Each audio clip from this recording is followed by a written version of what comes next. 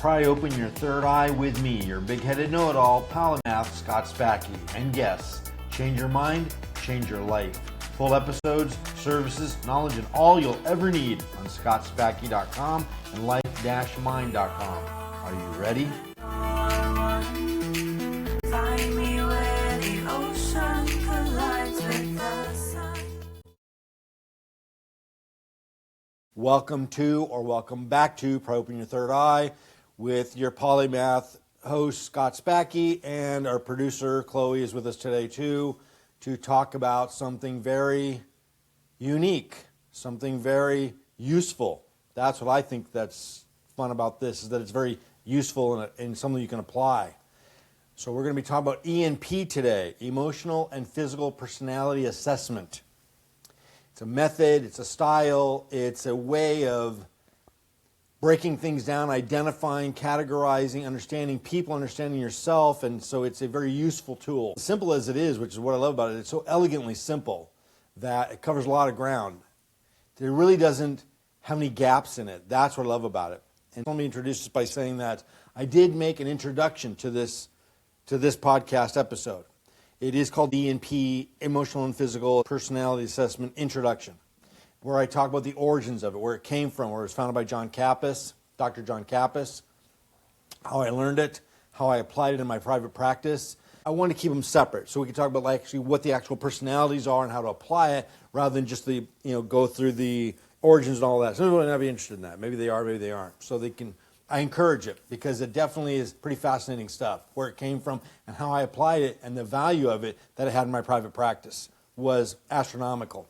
It's such a valuable tool that is a cornerstone of what I taught, how I related to people, how I could instantly recognize who and what they are and what was driving them subconsciously before they even opened their mouths. I could tell so much about them. So it's very powerful. We're going to have all those kind of things. Now, it's hard to separate suggestibility with personality. Suggestibility is how we import information, how we listen, how we hear, how we process things. And there's two kinds. We won't probably be able to go into that in this episode because ENP is going to take up a lot of time, and I want to be very thorough with that. Suggestibility is how we communicate. Again, how we import and export our information, who and what we are. Personality is how we do that more in a physical sense and more of a character sense, and suggestibility is purely how we just communicate. Now, the importance of that is because as a hypnotherapist, clinical, certified hypnotherapist, clinical is a very different status. I can do numbers and stuff. There's this, I wouldn't say myth, true understanding that only a certain percentile of the population is hypnotizable because of suggestibility. That is true in most cases. John Kappas cracked that wide open. Everyone is suggestible if you know what their suggestibility is. It's one of the two, emotional or physical, which is what we're going to be using today in the sexuality and character analysis. So emotional and physical applies also to suggestibility. Then again, there's two types there, inferential and literal. I'll give you a quick rundown on that because it's very fascinating, and then we're going to skip over that and we'll do a separate episode on that because again, it's hard to separate the two between ENP, sexuality, personality, and suggestibility. To me, they go side by side and hand in hand. So, for example, inferential versus literal. I'm a literally suggestible person. I speak in literal terms, and I listen in pretty literal terms. Most people do one or the other. Those who speak literally often hear inferentially, and those who speak inferentially often hear literally. Some people are both and both. Some people are speaking and hearing inferentially. Some people speak and hear literally. You got to know which one it is, because otherwise it can cause a lot of confusion, misunderstandings, big time, and a lot of fucking arguments, I can tell you that. I have put out fires for marriages in my counseling practice that people could not crack anywhere else because of my understanding about suggestibility. I would teach people how to communicate to each other because we all think that what we're saying is clear and people should understand it. That's because it makes sense to us, the way that we think. We've got to adapt our suggestibility, our way of exporting information from ourselves to a way that fits their style. So that's just a brief introduction to that. Again, literal and inferential. And I'll give you a quick example, and then we're going to jump into ENP and step aside for suggestibility to a future episode.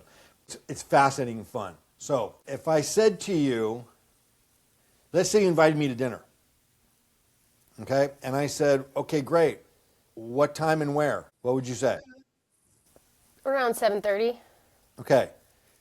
And where? Probably would ask you what kind of food you're into. No. You just go along with this. Just so you would say like a restaurant. You say the place, right? Sure. Okay. Now Let's go to that Thai place. Notice how you just said around whatever time you said. Okay, that's inferential.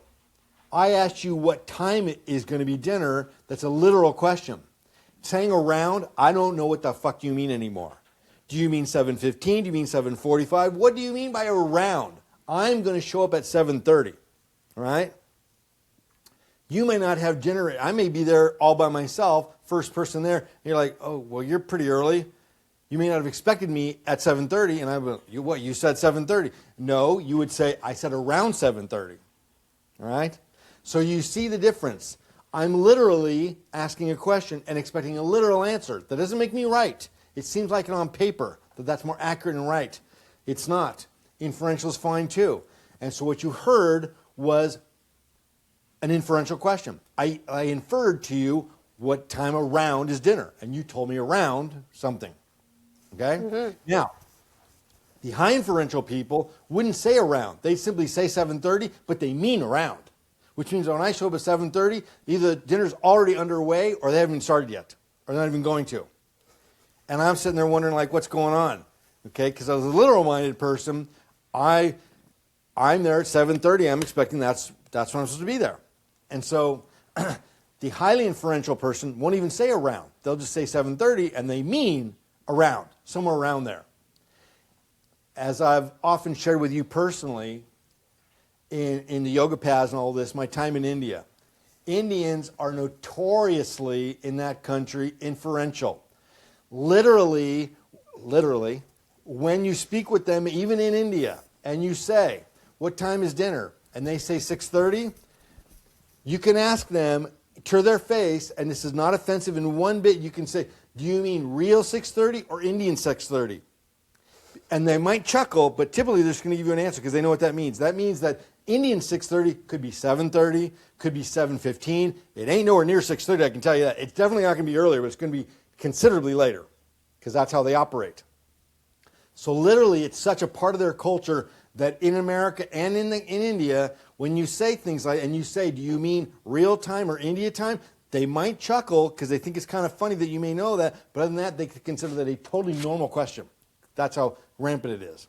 So again, the difference between inferential and literal. When I say to somebody 7:30, like the funny thing is, when you make a doctor's appointment, what happens? When they say 7:30 or 6:30 or 10:30, whatever it is, that's when it is. And yet when you go there, of course, you're sitting in the waiting room for like a friggin' hour, right? Never are they ready for you because they have all this other, and I'm like, look. Oh, and they want you there 15 minutes earlier, too. 15 minutes early so you can sit there and wait for another 45 minutes after your appointment time, right? So that's because they're dealing with all the inferential people that are before you. here's the very fun example. And again, we definitely want to stay with EMP today, but again, it's hard to resist. I'll give you a quick fun example. When I was involved with a woman several years ago, and she called me up, I was at my office, and she was working at a furniture store up the street, up the road, about 2 miles away from where I was at, maybe 3 miles. She said to me, hey, can you come pick me up from work today? My car's in the shop. And I said, okay, sure. And so she wanted me to take her to go get her car, okay? So I went over there, and I picked her up. She gets in the car, and I said, so where's your car? She says, turn right here. And I'm like, turn right here? Where's your car? She says, turn right here. Okay, there's a left turn, there's a right turn. And I'm simply saying, where is your car? Where? Like, tell me where on the planet, latitude and longitude, where your friggin' car is so I can find my own way to get there. I'm asking you a literal question, and then she's a very inferential person. She says, turn right here. I said, dear, I am asking you literally what is the location of your car so I can find a way to get there on my own. Okay, where is your car? Turn right here. She got mad because I'm asking the same question.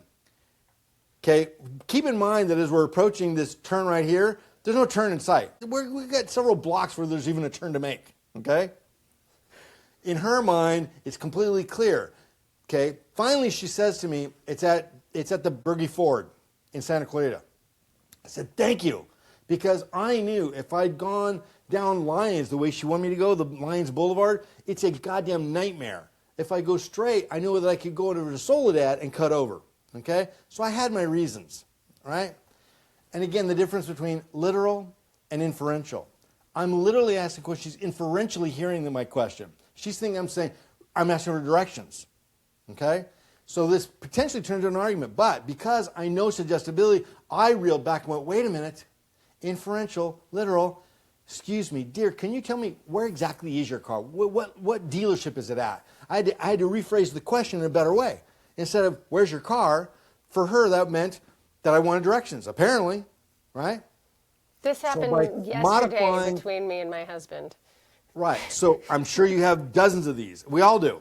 And I'll tell you a big reason why. Because this is going to go right into ENP.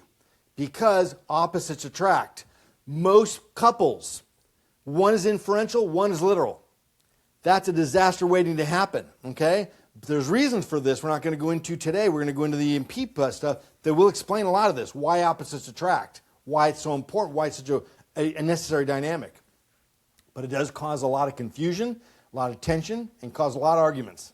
It seems like it can cause a lot of confusion, especially if we're all just thinking one way and communicating the other. Yesterday, while we're driving down the street, I can't even remember, it doesn't matter what the example was, but my husband said something, and I said something else. He starts to get sassy, I start to get sassy back, and I was like, whoa, whoa, whoa. This is because we actually process totally different from each other. That's right, because the way you hear it is different too. And again, so like what you just said, my son and I are classic with that. Speaks literal sometime, but then he hears inferentially. Or it's the other way around. Either way, what I'm saying is that, So confusing. When I say to him, he says, okay, I'll be over in a little while. I'm like, can you tell me what a little while is? I'm going to call in a little while. He's notorious for this. I'll call in a little while, or I'll see you in a little while. I'm like, Brandon, what time?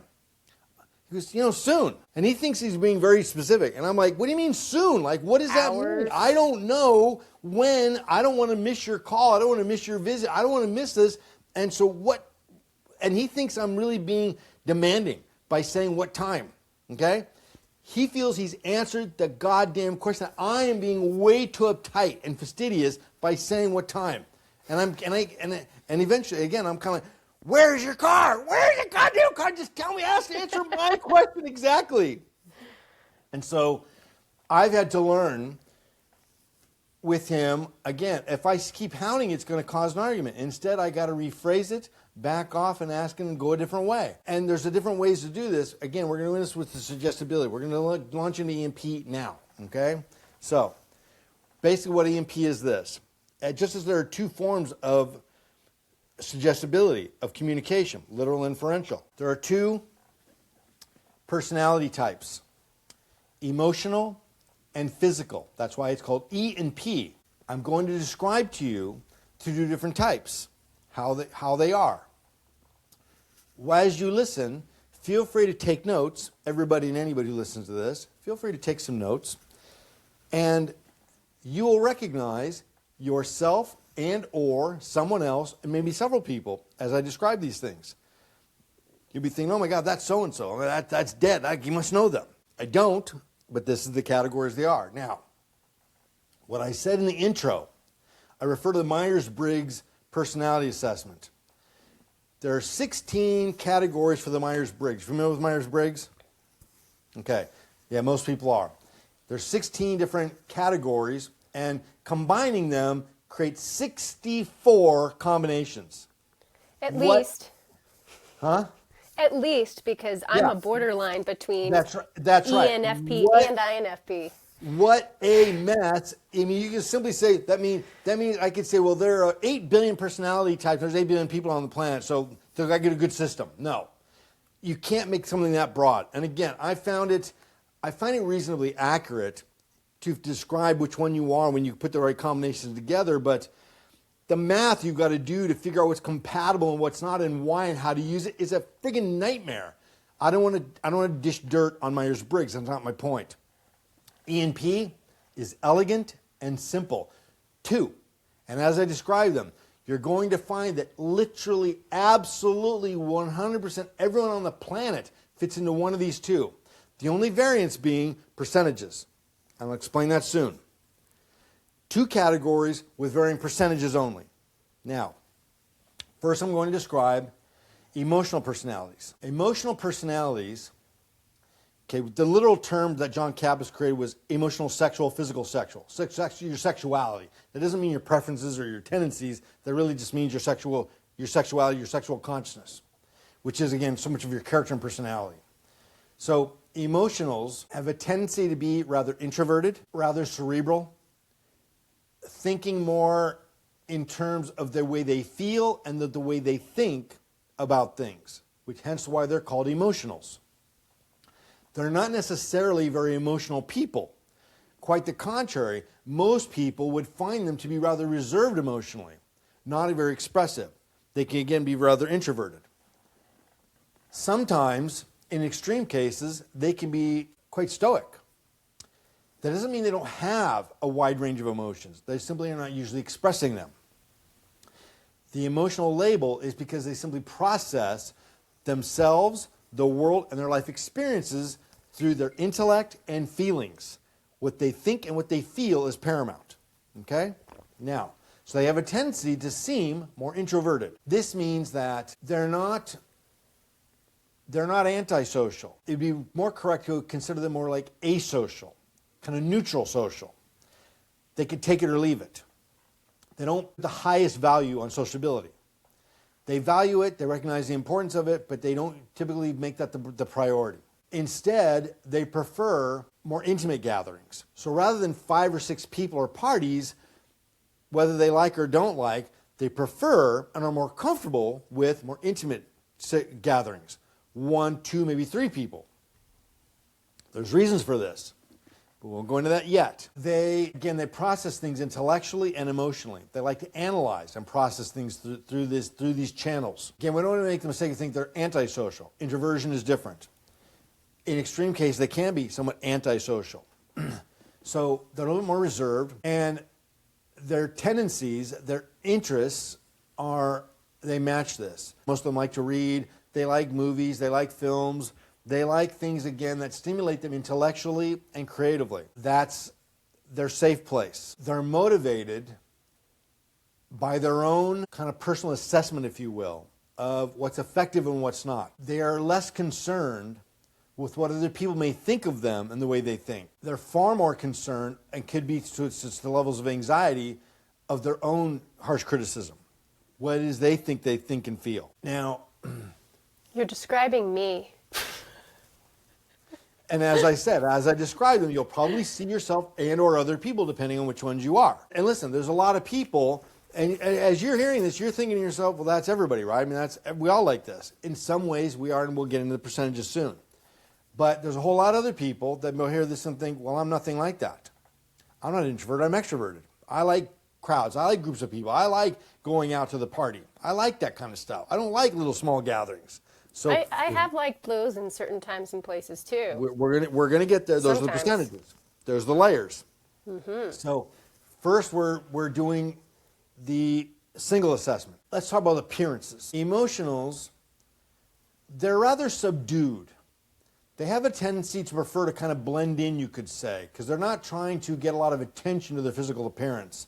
They're uncomfortable with that. Again, they're uncomfortable or less comfortable with big social gatherings. They're less comfortable with a lot of attention given to their physical appearance. If they do get attention, they want people to notice maybe how smart they are or how well put together they are rather than how flashy they may be.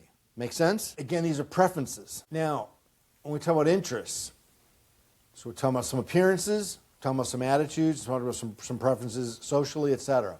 Talking about some interests and hobbies, kind of things. What kind of things do they like to be involved with? Let's pause for about 40 seconds so I can share something very cool with you. Change your mind and change your life.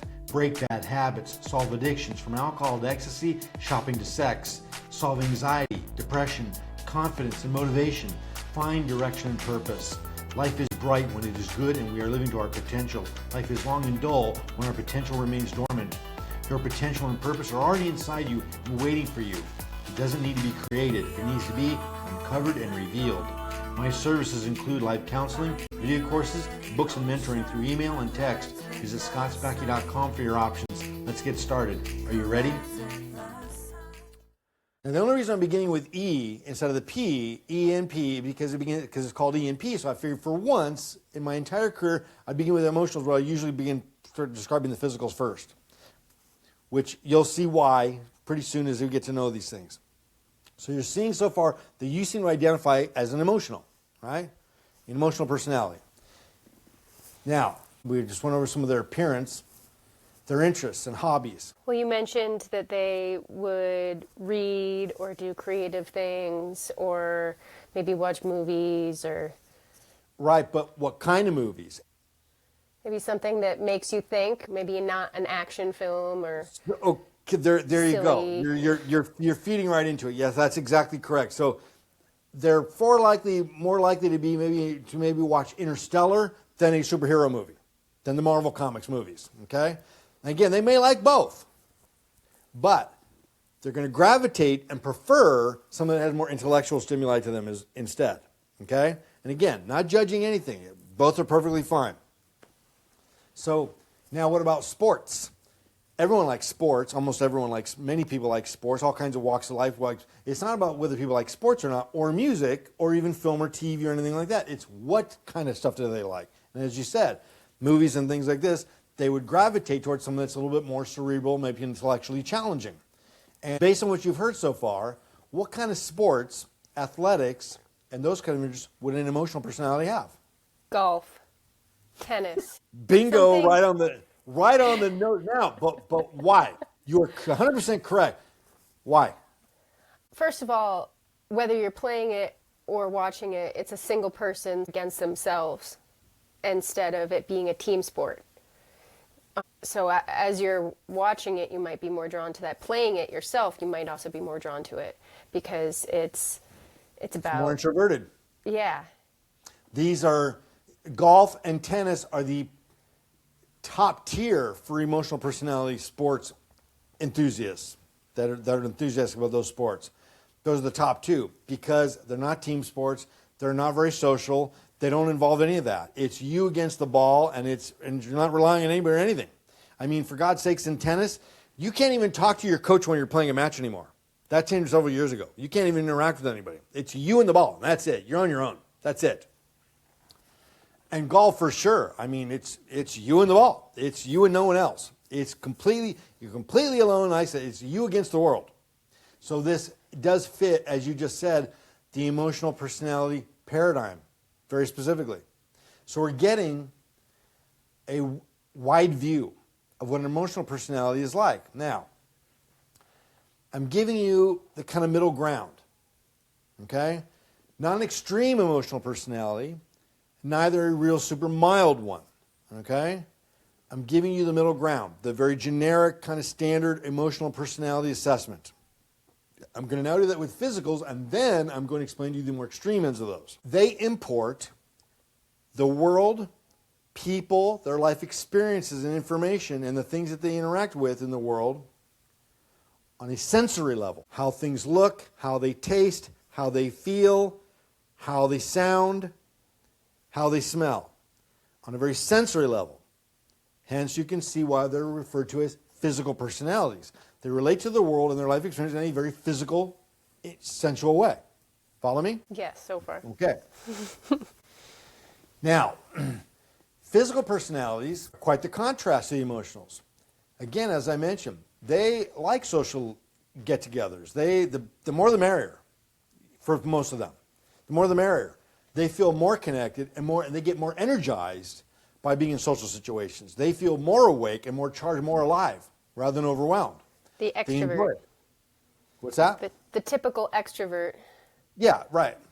It's the simplified version. We could say emotional introverts and physical extroverts, but it's not that. It's not it's not an exact thing because, and I'll explain to you why when I start to go into what I am and why, okay, and how that manifests when we get the percentages. So first, let me finish the nice, clean, straightforward on the physicals. Yes, because of being extroverted, they are happiest and gravitate towards bigger social cliques and gatherings. They enjoy that. It gives them energy. It makes them feel alive. They like the excitement of it. They like things, again, sensory. They, again, all five senses. The way things taste, the way things smell, the way things feel. They like to interact with things in a very connected way. Not so much here, but right here. Okay? So the emotionals are processing things up here, and the physicals are processing things here, right? One's internal, one's external. Let's go with interests. So, for example, sports. What kind of sports, based on what you've heard so far, would a physical be more gravitating to? Well, more of a team sport. Maybe football, soccer, baseball. Maybe baseball. Sports, contacts, what'd you say? I said baseball, I feel like could go both ways too. But You anyway, are dead on. And once again, baseball is definitely both ways. It's definitely a mixture kind of in between. Again, golf and tennis are the extreme emotional kind of sports and interests. And football, team sports, physical contact sports are definitely the other extreme for the physicals. And in between, baseball is definitely in between. Baseball is not a contact sport, but it's a team sport. It's you against the ball when you're at the bat, when you're at the plate, when you're the pitcher. It's you again when you're out there in the field. It's in many ways up for everybody in every sport, but you're not reliant, and you can't rely on teammates so much. So it's very isolated. So that's exactly correct. Now, so we see again the contrast. In many ways, whichever one I describe first, we can kind of go to the opposite to figure out the other one. Again, they get more energized with social situations and interacting with people. And they sense the world and they interact with it on a very physical level. And they appreciate that and they like that. So they're definitely more gregarious. They like to have fun. I'm not saying emotionals don't. I'm saying that is definitely a priority for physicals. They want to have fun. They want to relax. They don't want to get too serious about things. They just want to relax and have a good time. keep it lighter. Keep it lighter, for sure. And again, that's why in a social situation, they kind of like the bigger crowds and the bigger groups. Because only in small groups is it more intimate and more connected, right? So in a larger group, you kind of, and again, as an extrovert, then you have to do more to stand out, right? I can remember having a conversation with my best friend, and she and I are just getting, talking about deep stuff. We're all hanging out, having a relaxing night. It starts to get deep, and her boyfriend, now husband, was like, "Hey guys, can we talk about the weather?" And it was half a joke. He didn't really want to talk about the weather, but his point was like, let's lighten it up in here, man. Like, let's have some fun. So you can see that she is, so far, the emotional, and he's the physical. I think so, yeah. And here they are coupled together. So they're very contrast. They're very contrasted. They're very different from each other, and yet they've decided to be a couple, and that works. Which we're going to go into as we go into percentages. So let's wrap up with the general description of physicals. Again, think of it's important for them how they process the world is on a physical level, on a sensory level, how things feel, how they taste. So their emotions and their thoughts are processed through physical sensations. For example, somebody might say, "Oh my God, I saw this thing on the news, whatever," and people will say the word literally has become so overused and bastardized now; it's just a crime, so it kind of ruins it. But people would say, "It literally made me sick." Now, is that literal or inferential? Is that metaphor? Depends on if they actually got physically sick. But generally, when you hear that, what do you think it means? I was so upset. I was sweating. I was on fire. That's physical. That's literal. Seems pretty literal. Do people mean this literally, or do you mean so? Again, it depends on the person, doesn't it? It does, and that's kind of where we're going with this. Is that physicals are processing their emotions and their life experiences in a physical, sensory way, while an emotional personality might say, "I was so upset, it was making me nauseous." They mean that metaphorically. They don't mean that literally. They weren't literally getting nauseous. Physicals, when they say it, they literally mean they could feel physical sensation of being nauseous. It was physically affecting them. So What's ever going on in the physical's mind and in their feelings is what they're experiencing on a physical level, which is why, again, they're called physicals. They're processing everything through these avenues, through these channels. Now, again, as you've identified yourself correctly so, because I know you, as an emotional personality, you can't quite relate to those things. You figure that people that say I was so angry I was nauseous, that they mean that metaphorically. You automatically assume that, okay? Because that's what you would mean. Sometimes. And what I'm telling you today is that there's 50% of the population out there, when they say it, they literally are nauseous. They're having physical sensations. But you think they mean like you do. Like you do. It's metaphorical. Yeah, I'd say that's making me sick, but it's more like I mentally can't even go there because I'm getting so emotional. You mean it metaphorically. Occasionally, I do feel that actual physical. Bleh. And we're going to get there when we get in the percentage, which is our next area. It's got to be something really serious, right? Now, do you think you have a basic understanding of emotionals and physicals and how different they are? Yeah, but I'd love to loop back to the physicals about their appearances and how they're motivated. Okay, good. Thank you. Appearances, that's an area that's essential, especially with physicals. Since physicals are more extroverted and they're more social and they gravitate to that, then their physical appearance is going to want to draw people in. So they're going to dress and create an appearance that attracts attention, that people can respond to, they can have a reaction to. Now, again, what reaction, what response is different from person to person. I'm simply saying they want to evoke something from their appearance. They're not trying to blend in, they want to stand out. Okay, so yeah, there's appearances. What else was there? How are they motivated? What are they motivated by? Well, now we're going to talk about both, because this is essential. Now we've given a general description of what they are, how to identify them in a very basic way.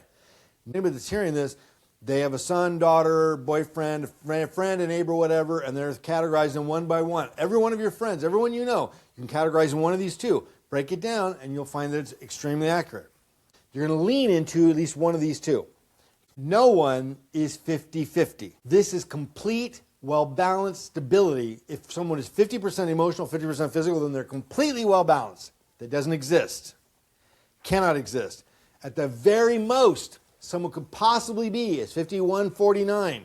And even that, totally unheard of. Generally, the most stable people on the planet are around between 60 and 70 is a very rare thing, but that's possible. That's occasionally. Typically, people are in the 70 to 30 percentile, and once we get up to the 80 to 20 percentile, we'll get into dysfunction.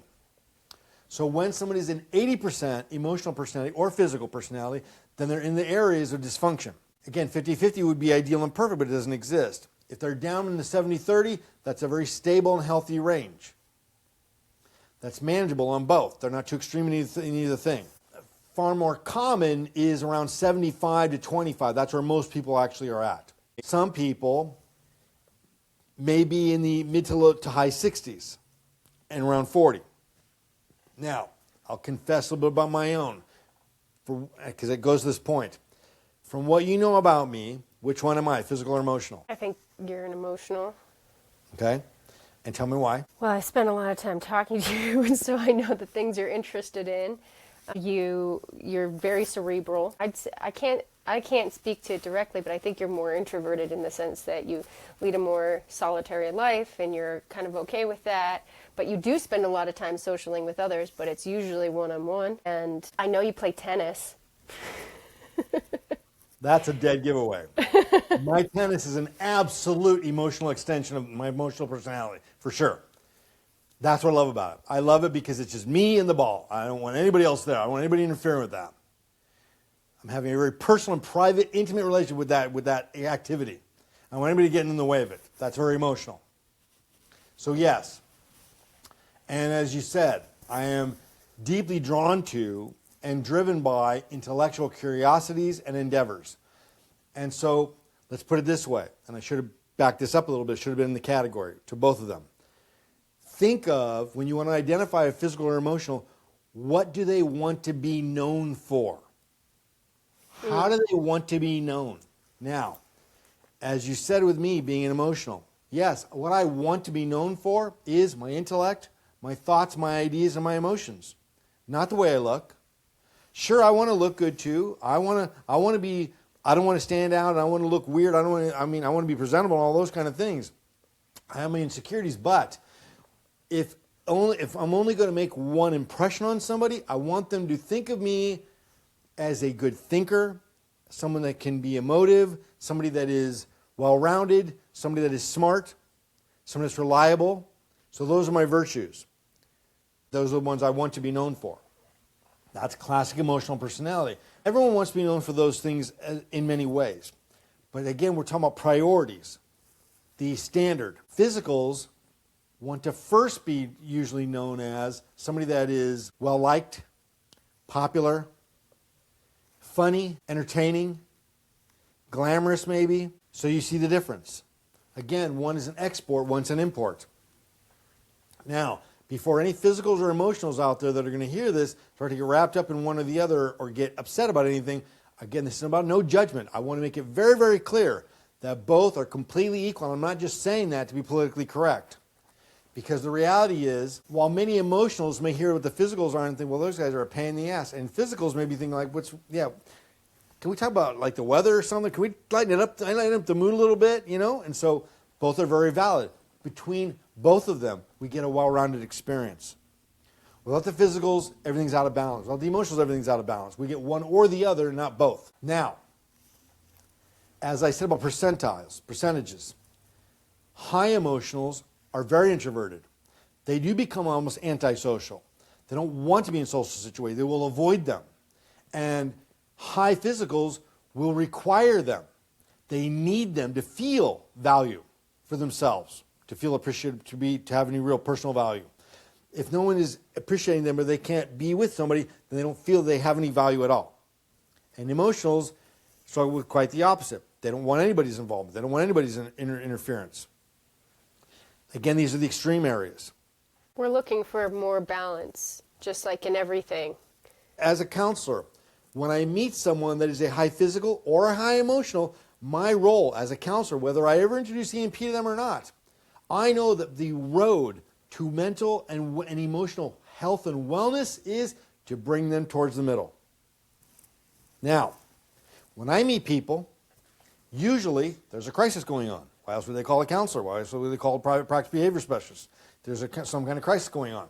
They're going through something, they have a loss, they have some kind of trauma, something's going on that's causing them to be in a crisis. Crisis, extreme situations, circumstances, etc., cause you to be more of what you are. There is a questionnaire, 6 of them, 6 questionnaires, 2 for the female, 2 for the men on sexuality, and 2 suggestibility. 1 for inferential, 1 for literal. E and P for female, E and P for male. Okay? These tests that have about 20 questions per panel. Based on these, when I give somebody these assessments, these tests, which I didn't need to do after a while because I could just do it naturally. I could assess them up in a second without giving them any formal questions. I'm going to post them on the website so that people can use them and access them. When you go through these 20 questions, you do all of them.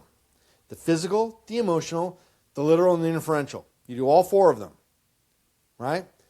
Based on that, you're not going to answer 100% yes on the physical ones. You're not going to answer 100% no on the emotional ones. You're going to be a mixed bag of both, okay? So that's where you get the percentiles, whether you're 68%, 70%, whatever it may be. This comprehensive and helpful topic of emotional and physical personality is a game changer that saves marriages and families from falling apart by teaching them how to communicate, not only on conscious levels, but on subconscious ones. These simple questionnaires do much more than determining whether you're emotional or physical. With them, we clearly see the subtle and not so subtle differences between the two and how to easily avoid all manners of misunderstandings. Part 2 of this series is a fun one. We'll not only go over the questionnaires, which are for adults only, by the way. We will explore the 2 types of suggestibility, and we're going to have fun with Celebrity Challenge by using some famous people to learn how to truly identify complete strangers as emotionally or physicals and how to interact with them. This is where the rubber meets the road. This is where we get to truly apply this knowledge. Move over Myers-Briggs. There's a new sheriff in town to harmoniously manage all your relationships. And again, what happens is when I'm meeting people as a counselor, they're usually in some type of crisis. Something's going on. Something's wrong. And so that's going to change the percentages, at least temporarily. They are either emotional or physical innately. That is what they are. But during a crisis, during certain situations and circumstances, they're becoming more of one or the other. As an emotional personality, if you're having a very tough day, if you're very stressed out, if you're deprived of sleep, especially, you're going to become more extremely introverted, more emotional personality, less physical. I see the bells go. You're thinking dead on, right? I can't understand in lack of sleep why anybody wouldn't want to just be left alone. But yes, continue. And physicals do the opposite. We become more of the one we are, more of. We go away from the balance and become more extreme into whichever one we actually innately are.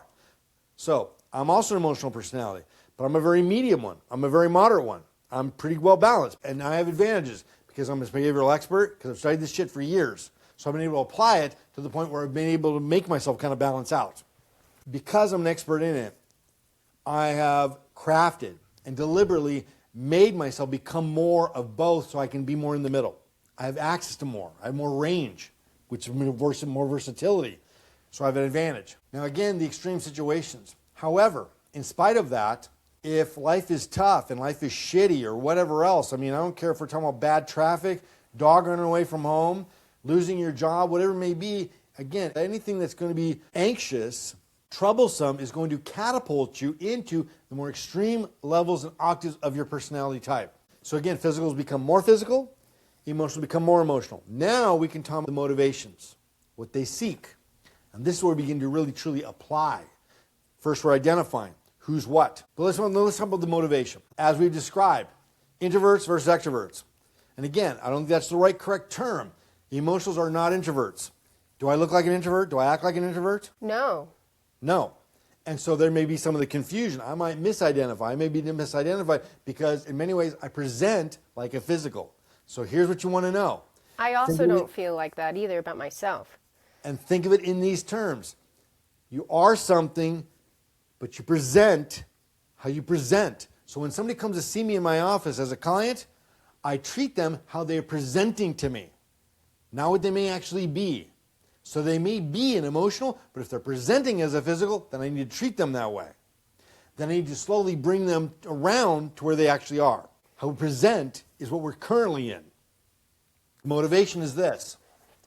What motivates us to become or be emotional or physical, which I've said to you already is innate. You are one or the other, and that's lifelong. There's one catch to that, one little asterisk to that I won't go into yet. It's very big, but it's very rare. So we're one or the other, and that's lifelong, and we are this by the time we're 9 years old. It's been decided which one we are by the time we're 9. First, talk about the motivation. Motivation is all about the validation that we pursue. Your subconscious mind exists to pursue validation. Let's look at the literal definition of that term. Validation comes from value, how we acknowledge and recognize the value of something. So, when we hear the word validation, we automatically assume that that's something that's coming from externally. Again, as an emotional, I speak in literal terms. I'm speaking to you in a literal term using the word validation. Validation simply is recognizing and understanding the value of something by recognizing and acknowledging its value. So we all, emotionals and physicals, as different as they may be, are all motivated by one single same thing, to pursue validation. That's how we establish our worth. The difference is this. Emotionals are seeking, pursuing internal validation. And physicals pursue and require external validation. Now, I'm not going to lay any judgment on it. I'm going to let everybody decide that I'm going to kind of balance these things out. What is internal validation? Let me give you an example. Two people, an emotional and physical, are taking an art class. The teacher is explaining them something to paint, something to picture or draw, whatever it is, and it's a vase with some roses, something like that. So a vase of flowers. And everybody's doing this in the class. And the emotional and the physical are on opposite sides of the room. Our two subjects are on opposite sides of the room. And they're both creating this artwork, and they're thinking to themselves, boy, this really sucks. I am not doing a good job on this at all. I suck at this. They're both thinking this, okay? The teacher comes by to the emotional personality and says, wow, great job. Boy, you're doing really good. This looks great. The emotional personality, here's their reaction. They're thinking, what a dipshit. Or don't patronize me. Yeah, they're clearly trying to make me feel good. If they really think this is good, then I need to get out of this class. They don't know what they're doing. Because this sucks. I'm not dumb. I know it sucks. Teacher goes by to the physical and says, wow, great job. Same exact thing. You're doing really good. This is exactly what I'm trying to show you. This is great. This looks... And the physical goes from this sucks to in their head to, wow, I guess it is really good. Do you see what happened there? I do. The emotional personality is unable to accept the external validation. They question it. They doubt it. They're suspicious of it because they need to validate from within. If they think it's crap and they know it is, then nothing else is going to change that. The physical, who is suggestible to external validation, says, you know what? I guess I'm wrong. What do I know? I'm not a teacher. The teacher says it's good. It must be good. They accept that. Now, so there's silver linings. There's blessings and curses here. The curse for the emotional, of course, is that maybe they should reconsider. Maybe they should at least consider the teacher who's leading the class, their perspective, their opinion. But the physical, at the same time, maybe they should consider the teacher's trying to make them feel good. Maybe they should trust some of their own instincts as well. If they thought it sucked, how one person says one thing, they change it all around. That sounds like a bad teacher. Huh? Sounds like a bad teacher. Well, see, that's because you're emotional. That's what you're thinking. Right? I am a painter too, so this is an interesting example for me. I'm an abstract painter. I'm not a realistic painter because I know I'm not good in that. I know it's not very good. And I put twists on it and make it more abstract. I know I could study and but no, I have a lot more fun being free and abstract and not necessarily representing anything. And I just make it and I put it out there. I do want to know what other people think of it because I think there's value in that space of connecting. It's kind of why I want to share my art and to begin with. But I also don't care about that. I'm not really promoting myself very much. That's not something I pursue as my career. But when I hear that someone does like something in particular, it does help me to reevaluate, to say, okay, all right, so if that's what people are interested in, then maybe I can use that element. But I'm still going to integrate it into what and how I like to make things. But let me run this by you. So somebody likes your art, but they simply say, oh, I love it, that's great. You say, and I know you would say this, thank you very much. What do you like about it? Yes.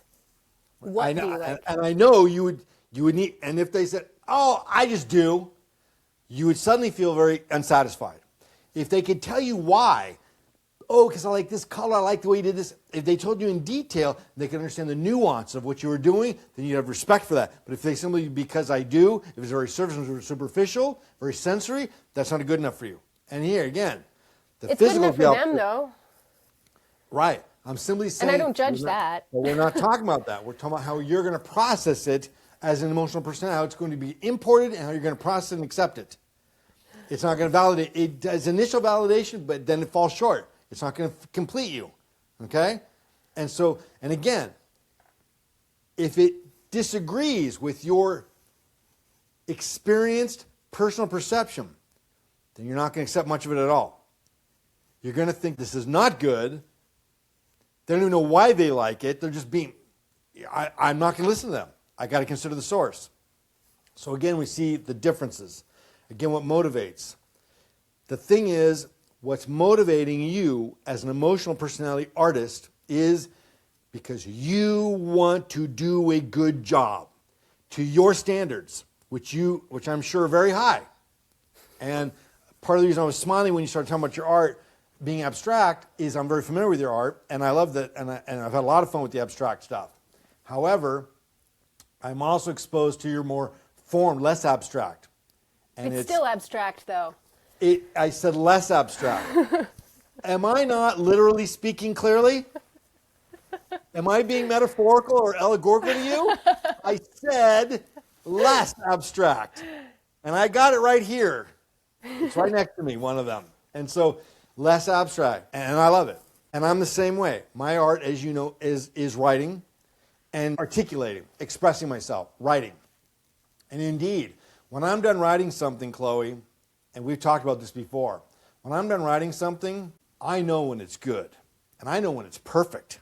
And I have these moments where I write something like, holy shit, that is fucking perfect. Oh my, where did that come from? That is flawless. I don't know where that came from. I don't know who did it. It came out of my hand, but I had nothing to do with it. That is perfect. Doesn't matter what anybody else would say. If they didn't like it, I think that guy's a hack, wise ass, doesn't know a goddamn thing, because that's perfect. They don't understand anything. And so again, you got to consider the source. But at the same time, if I know it's crap, I don't care what anybody says. Let me tell you, as a writer, it's a tough game, as all artists are. You got to consider the sources. The benefit of being a physical is you're pretty much immune to that. Somebody says they like it, you don't really care why. But the downside is if they say they don't like it, and they don't have any reason why, that can deflate you completely. You're going to accept that. So everything that's coming in is going to get imported and accepted from the physical level, from the physical personality. The emotionals, not so much. It sounds better on paper, but the emotionals can't adjust and validate for themselves. They can't consider any other options. And again, we're talking about extreme cases. And again, we're talking about motivation. Motivation is the pursuit of validation. We all are pursuing this. We're simply going about it in two different directions. One is internal, one's external.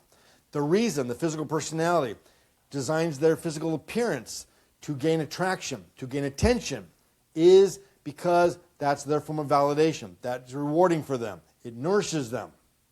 Emotionals, quite the opposite. They don't want to be noticed for their physical appearance, because when they are, they feel that people are missing the point. So they're going to downplay their physical appearance so that their internal appearance manifests. So that's all that's seen. Now, let's talk about mine. Again, we've identified that I'm an emotional personality. The percentile, and as I've confessed, it is in the mid to high 60s, which is real good. But again, I have advantages because I've been studying for many, many years. So I have a lot of balance. However, again, let's use the visceral example. Look at my appearance. A deep, rich, dark color. This is classic emotional personality. It's in the same color spectrum. My tie, which I rarely wear on these videos, but I decided to wear one today for this talk, partly for this example. This is my houndstooth purple shirt that I absolutely love. Purple because the higher color of spirituality, which for my is consciousness, and Sahasrara chakra, all that kind of stuff. So that's the main reason for that. And the paisley red tie, I absolutely love this tie. And again, the thing is, it all blends in. It all kind of in the same spectrum, to the point where even in a not well-lit room, I've not even seen that well. Okay? But what am I trying to project? Am I trying to draw attention to my specific clothing, or is it something else? No, you're trying to draw attention to what we're discussing, this cerebral and intellectual conversation to explain it, and you know about it. And what would it do to that area of this presentation if I wore the tie on my head? Be distracted the whole time. You'd be distracted the entire really be time. listening to you. Even if it looked good, it'd be like, okay, why is that's right. The point, what I'm saying is going to be my intellect, what I'm feeling and thinking is going to be missed. It's going to be overshadowed by my appearance. So my appearance right now, I think this is an amazing tie. It's one of my favorites. It's an amazing shirt.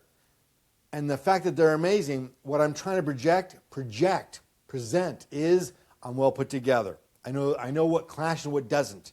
That I'm smart enough to know what fits and what does not. I'm trying to project what I have in here, what I want to project, a specific type of brand. Now, that's my kind of blending in. Because again, my motivation is that I want to be validated not for the way that I look, but for the way that I think and the way that I talk and the way that I present. My ideas, what's inside.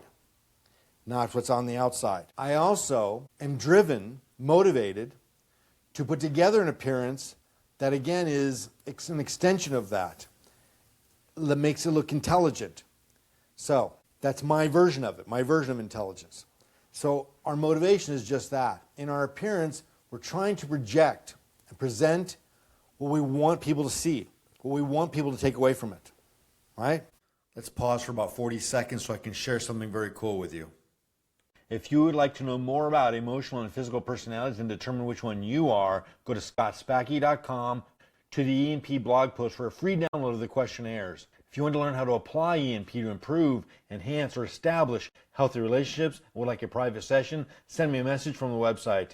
You can get serious with a private session or begin with a free consultation. I'm always at your service. We've been talking about physical and emotional personality types and how everyone on the planet breaks into one of these two categories. Now, this does not mean that everyone is completely an emotional personality or physical personality, which very generically can be described as introverts or extroverts. It's very generic. We've already been going over some deeper layers of this, that it's not really truly just simple as introvert, extrovert. It's very important that I share some other nuances to this. So everyone fits into these two categories, and again, based on percentages, an emotional personality may be 65, 75, 80% emotional personality, which means that's their dominant personality type.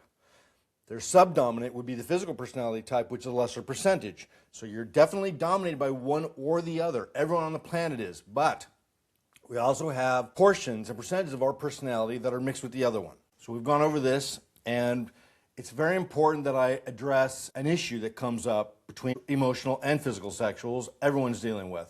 This is the need for help and assistance. A lot of emotional personalities will reach out to me as a counselor. They may not even know anything about E&P. I've written some editorials about it in the magazine, so many people would see that and respond to it right away.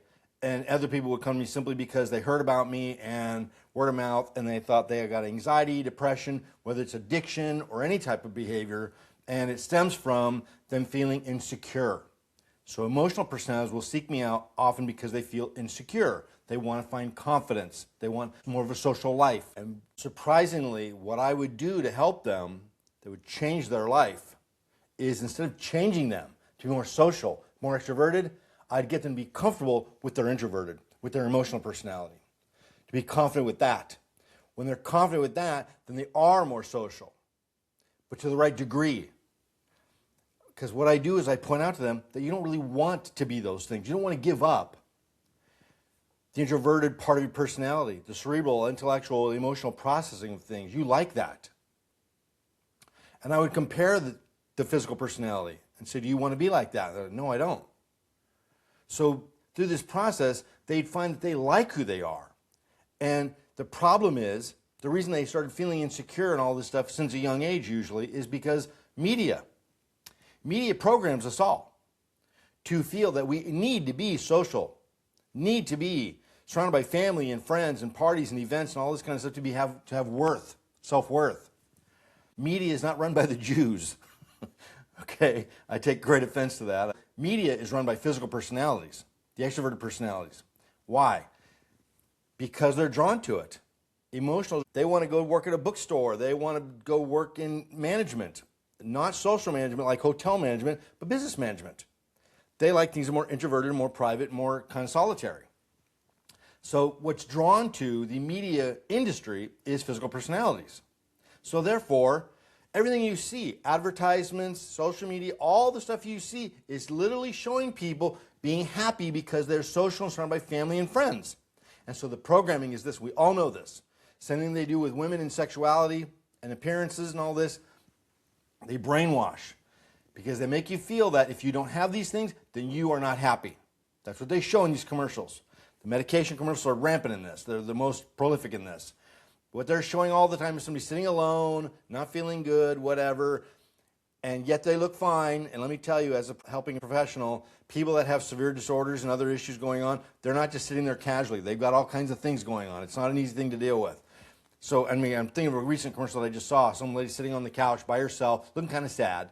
Not destroyed or anything, but a little, and then suddenly she gets a phone call or a text. She's invited to go meet with some friends. And suddenly everything's happy Because she's on this medication, she's capable of going out and interacting with her friends. And she's going to a party and a barbecue, and she's go-karts and miniature golf, all this kind of stuff, which is great. And she's smiling and happy. Why? Because the medication has made it so she can have a social life. The programming is real simple. If you don't have a big social life, if you're not socially aggregated, then you are miserable. Then you are unhappy. Then you have no worth and value. So we get programmed for this. So emotionals will seek me out. They don't know why. They feel depressed or anxious and all these kind of things, or turning to drugs as an addiction specialist. They come to me because they think they want to be more like these extroverted personalities, the physical personalities. And then whether I teach them ENP or not, which many times I would if I could, I get to introduce that, and then they glam right on it. They're like, oh my God, this is mind-bending. This answers it all. Whether I do that or not, what I'm doing is I'm teaching them to be comfortable, accepting, and realize that they prefer to be more introverted, cerebral, emotional, inside, rather than extroverted. They don't want those kind of things. And when I talk about high physical personalities, and I say, do you even like them? They like, not really. Like, they really want all this attention, and I'm not like that. I'd rather get together with a couple of friends, or one, or be alone, than go to parties. So a big breakthrough happens. I'm able to help them by finding their confidence. Now here's the cool thing, is when an emotional personality is more confident with what they are, as I mentioned a few minutes ago, they become more social. Again, I'm an emotional personality. I'm an introvert, but I don't seem like it. That's because I'm very confident. I'm very comfortable. I wouldn't want to be physical. I'm not against it. I'm not saying anything bad about it. I'm just saying that I like what I am, and I celebrate that. And so therefore, because I totally accept it, and I appreciate it, and know that I don't want to be another way, I have a confidence that makes me socially comfortable in all situations. I just don't really have any social anxieties. I had them before when I was younger, sure. But I just don't, because I don't care. I like who I am. And I understand that I'm not going to always feel that comfortable or really like or enjoy social situations. Not big ones, I really don't. And knowing that, I go in with the right expectation. I'm not trying to get something out of it. Emotionals that are going to social situations and in a social world that's programmed by physical personalities, again, they're feeling like there's something wrong with me because I'm not like this. That's what these medication commercials are doing. They're showing you like, oh, there's something wrong with you. You can't go out with your friends and go miniature golfing and have a big party of friends that you're around all the time. I don't be around people all the time. I'm an introvert. I'm an emotional personality. I don't be around people all the time. Here and there. And maybe one or two. But I don't really want to be around people all the time. I like my alone time. I like being more introverted. I like reading by myself and watching movies. And that's something that came to my mind too, is that if you ever go to a movie theater and you're watching a movie and you see somebody sitting by themselves, I guarantee you they're emotional personality. Physicals, they won't do it. They won't do it. Okay? They're not comfortable with it. To them, going to a movie when they have no one to go with is like not even having a ticket. They're like, well, I can't go. I don't have anybody to go with. Emotionals, yeah, I might think about it and think it's a little weird to go by myself and all that stuff, but the reality is I actually plan on going to a movie in the next couple of days. And I got no one to go with. I'm going to go alone. It's not going to bother me. So again, the difference. For physical personalities, that's not even on their radar. For them to go to the movies alone or go anything alone, for them is like, it's just not even, it doesn't even compute. It doesn't even register. It's not even an option. Again, we're talking about the more extreme cases.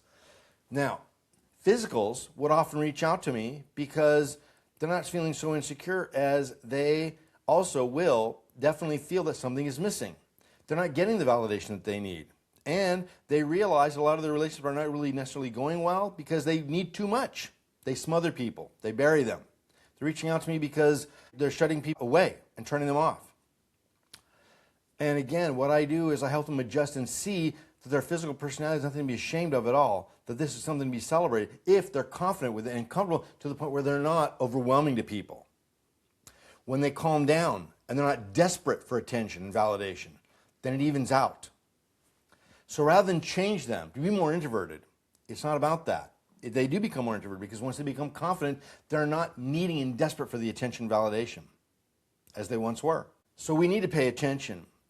The media, not run by the Jews, it is run by physical personalities. And it's not a bad thing. They're not trying to sabotage emotionals, which are half of the population. They're not trying to say we're the best. They don't even know it. Most physicals don't even know that emotionals exist. It's not even on their radar. And emotionals, again, they assume, because that's all they see in the world, everything that's out there is showing that if you want to be happy, you must be social, you must have all the, if you don't have them, you must be miserable. You must be miserable and you must not be worth spending time with. And again, I meet them and I show them that's not the case at all. And I can't tell you how amazing it is to see the lights go on and them realize, oh my God, I like being this way. And suddenly the confidence comes in, the anxiety goes away, the drug addictions go away, all those things. Now I can treat the drug addictions. I can treat the more severe things because I'm getting that thing out of the way. That's the cause. That's the source of a lot of it. Now, so again, the thing is to realize as we talk about this is that we all have our dominant personality type, emotional or physical, the so-called introvert, the so-called extrovert. But we also have subdominant of the other one. I am an emotional personality, but I have a subdominance of physical personality that I'm very comfortable with as well. So I'm dominated by the emotional, but I can let out and I can demonstrate and I can exhibit my physical personality at any time that I want to because I have that confidence. I'm versatile. That's what learning ENP really does for you, is it makes you so confident and comfortable with who and what you actually are already that the subdominant part of you, the emotional, the physical that you're not literally at, begins to be able to blossom and you can, because you're comfortable with it. Indeed, media is not necessarily a bad thing, but it can be. It's constantly programming people to feel this way, inadequate. We've all heard about the programming, the brainwashing that women go through with supermodels and all this stuff to look, you got to look like this, you got to look like that. It's been going on for I don't know, centuries probably. And how toxic this is. It's happening not just in that area. It happens to emotionals and physical on a behavioral level.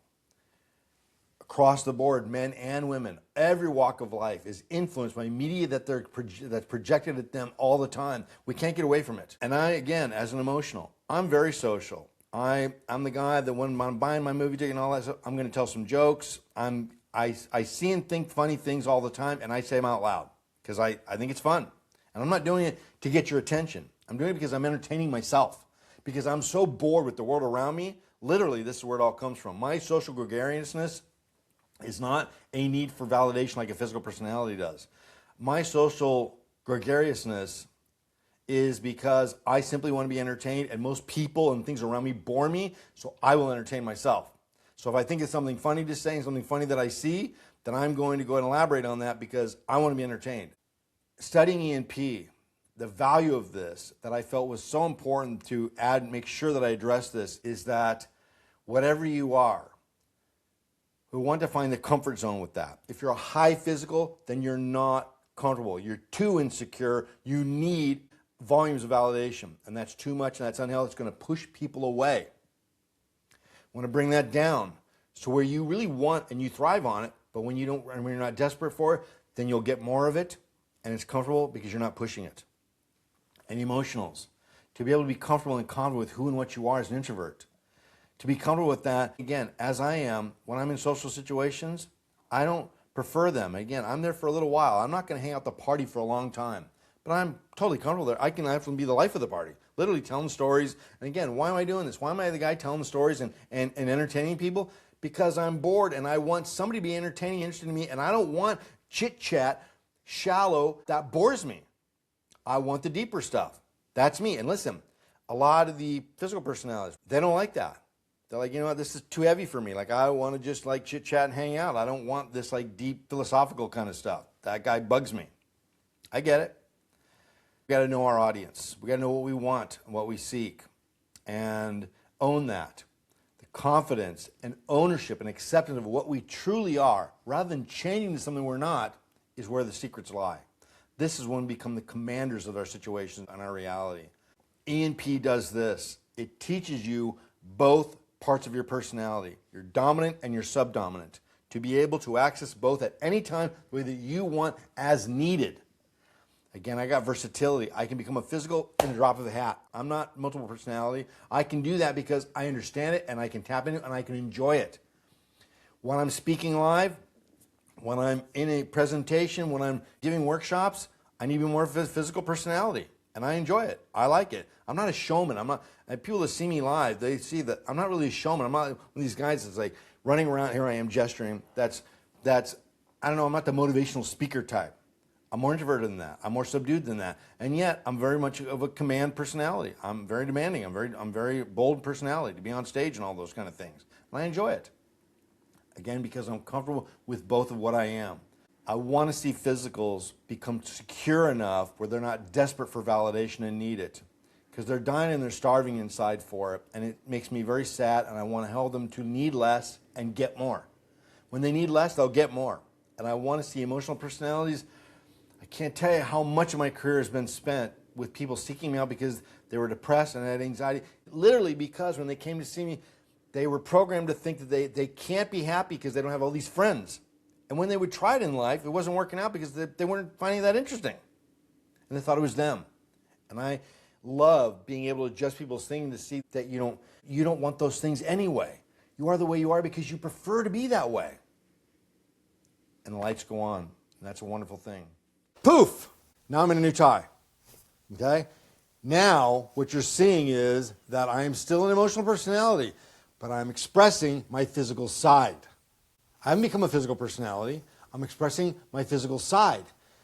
My 30 to 40 percentile of my personality. It's still there and I have it, but I don't demonstrate that prolifically. I'm not emphasizing that. At the moment, I am. So depending on my mood, I will sometimes go to work in a tie that blends in, that has in the same color scheme. Then I might wear one that has a total contrast. Because I want that day to match my mood, that I want to express my physical personality, which is fun for me. Okay? Now, as an emotional, you may notice this has paisleys on it too, because I'm a big paisley guy. I like the paisleys because it's a very ancient symbol. It goes a whole lot of layers for me intellectually, paisleys. It's the symbol for Radha, who I'm a devotee to, all this. So, again, even though I am creating a contrast of colors and schemes, it still has overtones and undertones of the emotional personality still there. I also have, my white one. I don't have a white shirt. Nope, don't have one, because that's too loud for me, too glaring. For emotional personality, that's not subdued enough. I want to blend in a little bit. I don't mind standing out for the tie, but I don't want to stand out everywhere in every way. It's too much for me. It makes me too insecure. I don't want people noticing that way. Whereas the physical personality wants people to notice and look at them physically and how their appearance is. Emotionals, we don't. We have a tendency that it makes us feel uncomfortable, less energized. Now, just for fun, because I happen to be grabbing them for this part of the talk, this is my Jerry Garcia tie, which I love a lot. Yeah, he painted a handful of ties some time ago, long before he died, and so this is my only Jerry Garcia tie. I don't get to wear it very often, but I like it. It's still kind of subdued, though. It's more of a richer earth tones. And even Jerry though it's was abstract. definitely an emotional personality, and Bobby, who just died last week, Bobby is the physical personality. So Jerry was the emotional personality of the band, and Bobby was the more outgoing vocalist that's on the stage and moving around. Jerry, we'd be watching him for 2.5 hours. The guy would barely even move, okay? Because that's just his style. He's just somebody that's just in one place, and he didn't move around much. Big guy, and so, but Bobby was very animated, okay? I got to take this off because this skinny thing that's in here is bugging me, and I can't stand it. See, the emotional personality, I can't stand that this is going to be jumping out. I don't like it either. See? That's because you're emotional. That's where your attention's going. So, all right. There we go. I love color. As a painter, as a person, I love all the colors. But I've got this one sweatshirt that I love. It's this quilted jacket that is loud. It's every color of the rainbow, and it's mix-matchy. And I think it's fantastic. I think it's one of my favorite. I'm not going to get rid of it, even though it's falling apart. But I do not wear it every day. And I do not wear it on the days where I'm not feeling it. That's right. So it's and I don't want attention. It's right. It's the days you don't want to wear it is the days you don't want attention. When you're feeling more introverted, maybe even insecure. If it's an extreme day, the emotionals may feel insecure. It can manifest that way. Now, let's talk about insecurity. That's a very important thing. That's a great example. Because we all got those. So again, on some days when you feel comfortable with your physical side, you want to express that, then you get to wear that. So you have it there. But suddenly you go to, and there's days when you absolutely would not. So as an emotional personality that has a tendency to be more introverted, when they get insecure, they're going to become more introverted. And so what would a physical personality be like if they became insecure? They probably would get more extroverted. And why is that? Because we're seeking the validation through one or the other, either through this external or this internal. And if we're feeling insecure and we're a physical personality, then we're going to get louder and say, hey, look at me, look at me, look at me, because you need more of that attention. More and validation. Vice versa, if you don't want that because you're more of this, That's insecure, emotional. The emotional personality, when they're getting a lot of attention, that's going to make them feel more insecure. Because when an emotional personality is being recognized and validated or acknowledged for their appearance, again, they become more introverted. They feel uncomfortable with it. They're thinking people are staring because I look weird. I look strange. See, when you wear that thing, on some days you wouldn't want to wear it because you think people are going to look at me, and but I'm not going to. But I'm going to think they're going to look at me because I look weird. Whereas again, the physical, people are looking at me, therefore I must look good. Let's face it. Extreme physicals, many of them, when I'm looking at them and they got lime green shoes on and God knows what else, I'm like, I'm not looking at you because you look great. I'm looking at you because you look weird. Because that's some funky, weird stuff. But they don't process it that way. They say in Hollywood, bad press is no better than no press. To the physical personality, the extreme physical that's in a situation that's feeling more vulnerable and insecure, bad press is better than no press. They want to be noticed and they don't really care why. They don't process it that way. They're going to get noticed and they're simply going to say, see, I guess I look good. I'm great. I'm thinking about something that's been said to me in times past, usually when I'm wearing something that is intellectually put together. People will say, I could never get away with that. and I say to them, of course you could. You just do it, and it's a matter of how you feel. It depends on our mood, right? I used to wear a tie with a sweater and a collared shirt just because I thought it was fun. But I could also go into a total other spectrum of something that was this playful, frilly dress. Then becoming a mom, it was like, what is practical, what is comfortable? My daughter will tell me, like, I don't like that. Could you put something that's lighter on, more? She doesn't like all my dark tones. She totally judges what I wear. And if I have something that's lighter, she'll say, that looks really great on you. Like, I really like that shirt, or what? Change back to that other one. She is very drawn to light colors. Definitely pink, of course, but she wants, if anything she's got this hot pink coat, but it has black on it, so she doesn't like it. And I'm letting her be who she is, but it's like, this is your winter coat. I'm not going to get you another one. Because you're being practical. I'm very practical. That gives us the opportunity to talk about children, and I think you had a question about that as well, is how we become one or the other.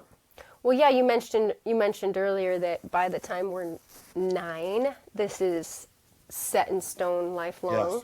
But yeah, how does this develop? Where does this come from? How do we innately become one or the other? Is it something we're born with? Is it developmental? Let me give you a couple of questions on the questionnaires that I'm going to be posting on the website. I'll be doing it on the blog for this episode. Female sexuality questionnaire number 1. Question 1. Answer yes if your parents, parenthetically plural, had any one or more of the traits listed. If you're raised by both parents, and you were, right? I was raised by my mom. Okay, well then let's skip to C then. If you were raised by your mother only, was she outward and demonstrative in her showing an affection for you? Oh yeah. Number 2, hear it out. Does B more closely describe what you usually feel at the culmination of the sex act than A? A sudden end to all pleasurable feelings. Stimulation may return to an irritation or ticklish frustration and feeling of a wanting to back off and stop the sex act momentarily or completely. Or B, a physical and emotional release with contractions, spasmodic shivering, body warmth, moisture, and capabilities of multiple releases. B. If you had a partner that broke off a relationship that you did not want to end, would you find that all your energies and thoughts keep drifting back to them so you're unable to concentrate on anything else? Probably. I'm just giving you some samples on these. Another very important feature in the physical and emotional identification. Emotionals prefer and require a private space, a personal space. Physicals don't require that. They're more comfortable and often adhere to being very close and making physical contact. They may stand close to you when they're talking. They may want you to stand close to them. They may be the ones that put their hand on your shoulder when they're talking, expressing a point, making physical contact. You're not going to be like that, are you? No. I remember once someone called me a close talker, but I was not sober. So I think that So you see, alcohol brings out your physical side. yeah. Because your inhibitions get lowered. So, and that's another category of conversation. And again, the percentages. We talk about how we're not all one. We're dominant. We're a dominant personality, emotional or physical, but we're not completely all 100% emotional or physical. Nobody is. Nobody's 50-50 either. Nobody's 100%. We're shades of both. So when you drink alcohol, you become more physical. That physical part of you gets more expressed. The emotional part is more subdued.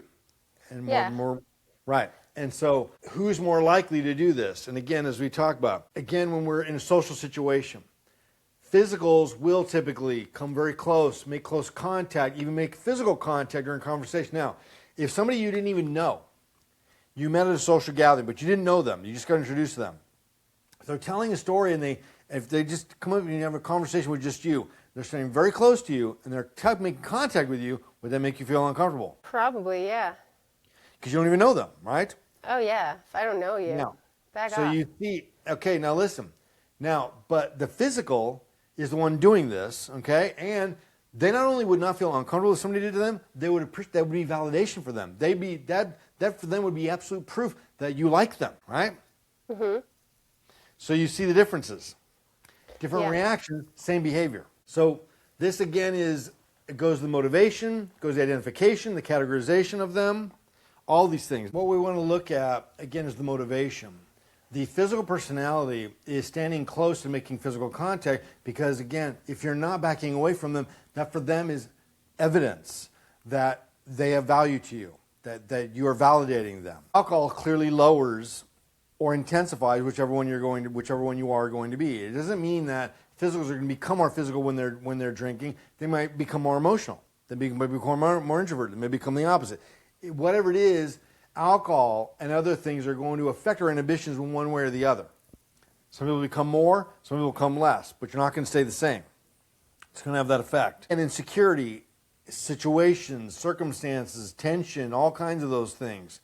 Now in our youth, we're all more physical in our youth than we are going to be later on in life. We're still developing. We're still evolving. And so much of our youth is predicated on and established within physical contact, affection. We receive a lot more of that in our youth than we would as adults, and so it's a very obvious way to be able to validate and get our validation. So as in our youth, we're all more physical than we're going to be maybe later on in life if we're emotionals. Everyone is.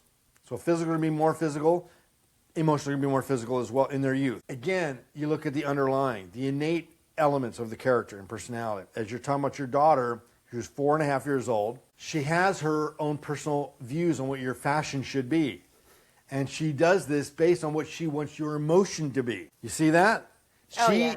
She's giving you some comment because she wants you to conform and be the person that she wants you to be, which is understandable. She wants you to be either happy or carefree or cheerful or whatever, or not. She wants to be able to set the tone of that, and she has an innate, obvious, intuitive sense of what works, you know?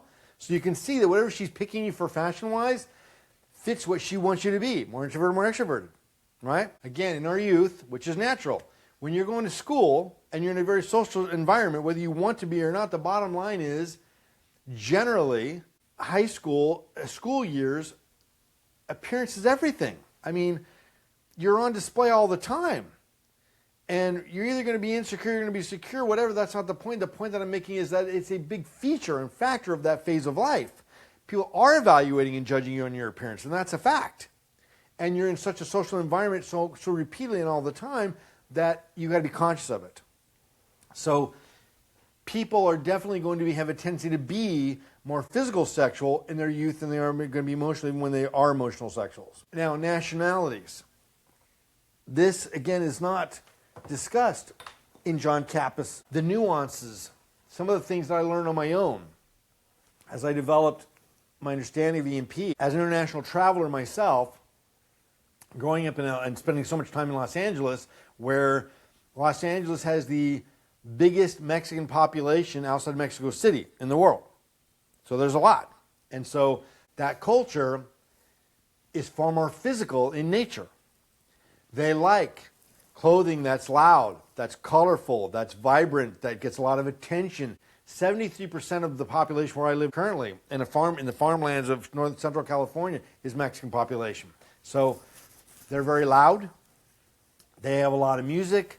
They like to be noticed. They like to be recognized. And I can't tell you, when I'm playing tennis on the tennis court that I go to nearby, at least 2-3 times in the hour or so that I'm out there, there's going to be some guy, some Mexican guy driving by in a big giant truck or a little truck blaring mariachi music.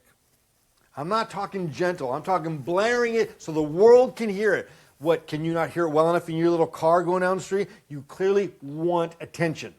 Obviously. That's all that's about. That's not about enjoying your music. That's about, I want you to look at me. I want everybody to notice me right here, right now. That's part of their culture. And I've found this go across the world. In the Indian culture, same thing. Indian culture has a very similar sense in fashion, in colors. As a matter of fact, even the wardrobes, very similar in many ways. And I'm saying similar, not identical. And so again, we go culture to culture.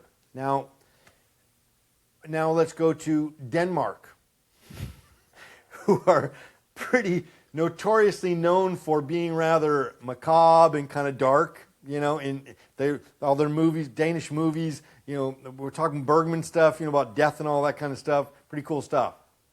So very introverted. So again, we go culture to culture. We're going to see that it doesn't mean that everyone in Mexico or India is physical personalities. It means that the emotional personalities that are there are going to be more physical in nature.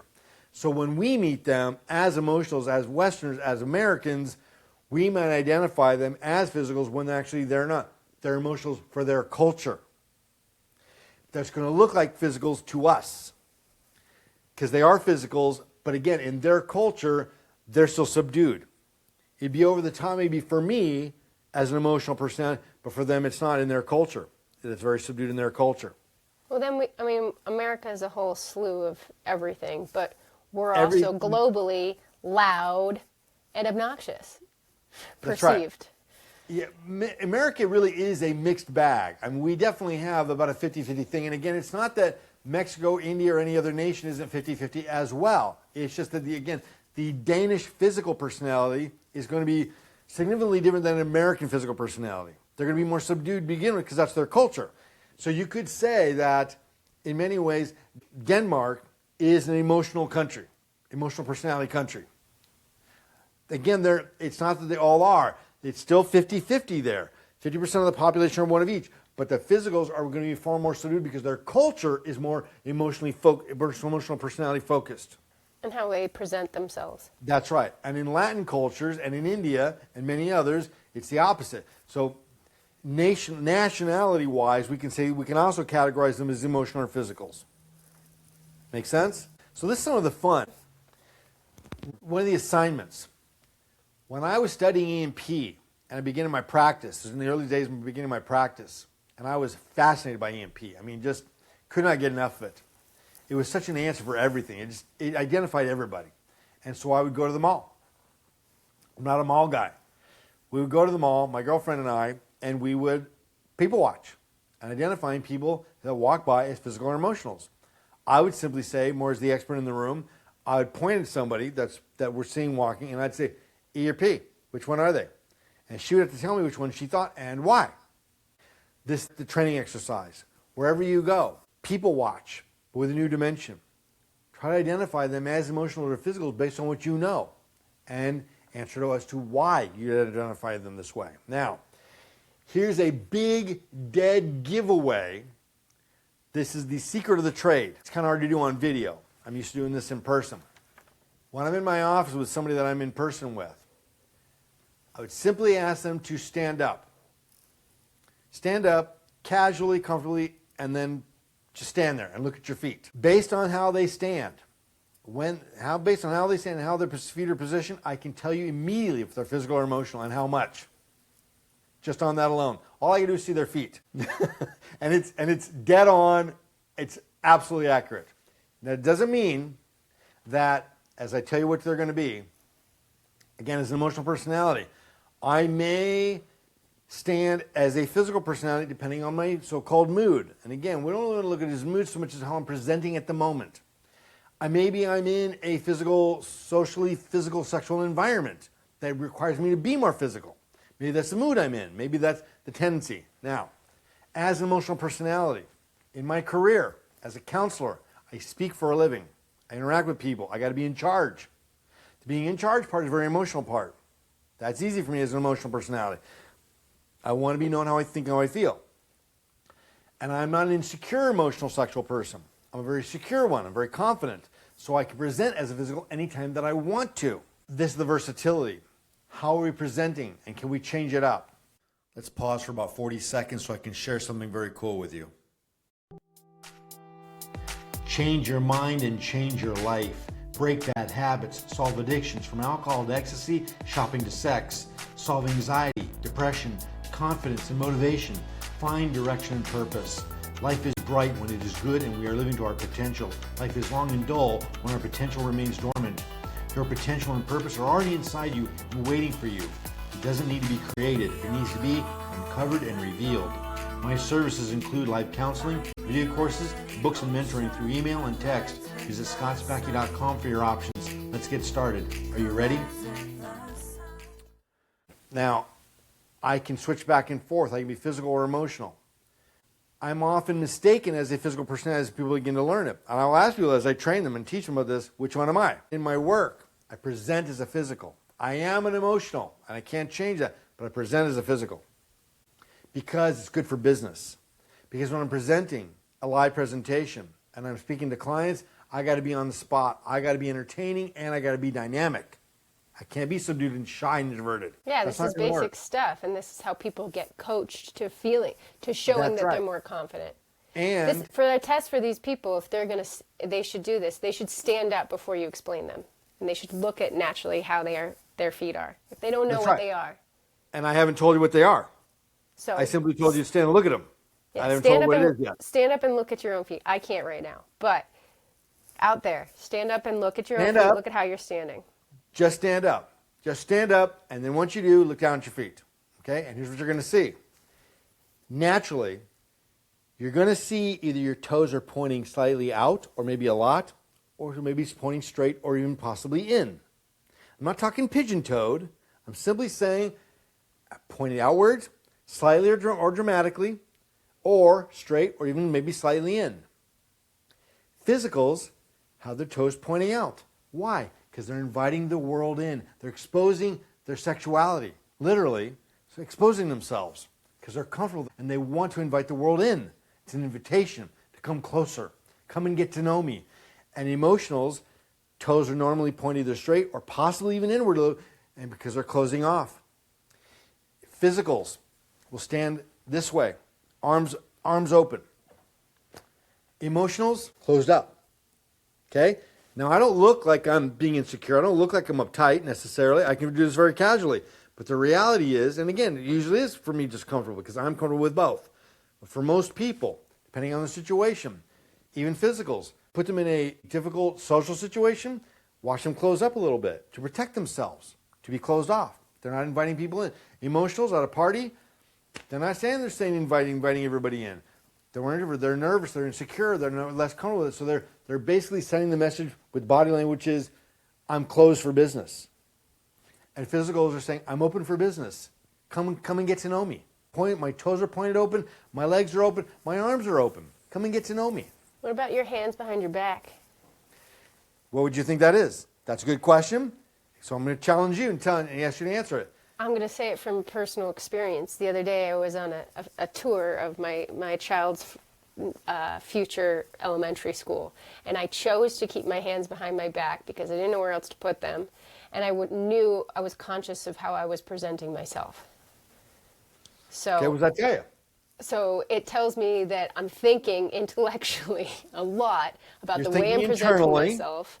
That's right. But I don't want to seem closed off. I want to seem open to these So you're future kind of teachers. so you're basically faking it. You're trying to present physical, but the reality is you're not. You're at your hands clasped together and they're closed. It's a very emotional stance. Again, if our hands are clasped and our feet and our legs are crossed, that's emotional. We're not open. In my office, high physicals, had this guy, and listen, he's a very confident physical, he's a very healthy physical, very high physical, easy in the 8th percentile, but gregarious, social, and I became more physical around him because it was just fun to be. He was a great guy to be around. I just loved his company. He always had some kind of flash to his wardrobe. He was an executive, very smartly dressed, but always had a good splash of color and flamboyancy in his appearance, which is very stylishly done. And he was very physical, very fit guy, worked out all the time, hands on you all the time. Hey, what's going on, man? Nice to see you, that kind of thing, okay?